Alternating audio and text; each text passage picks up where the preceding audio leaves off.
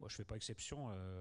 La France est le pays où Obama, à part le Kenya peut-être, est le plus admiré.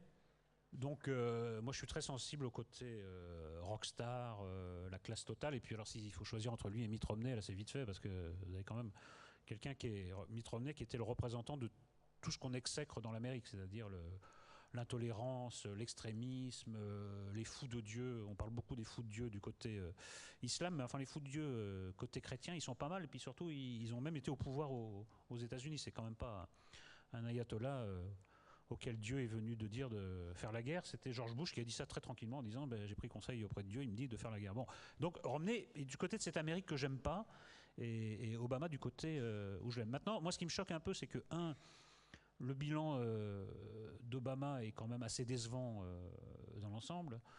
Euh, À quel niveau économique? Bah, économique en partie, mais c'est surtout qu'il promettait de lutter contre les excès de la finance. Je sens que c'est la bonne agora pour m'exprimer sur ce sujet, donc il ne l'a pas fait.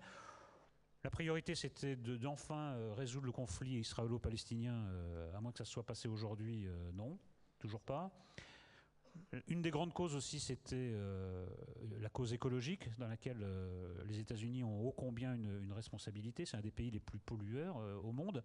Voilà, c'est très très faible les résultats dans ces trois domaines.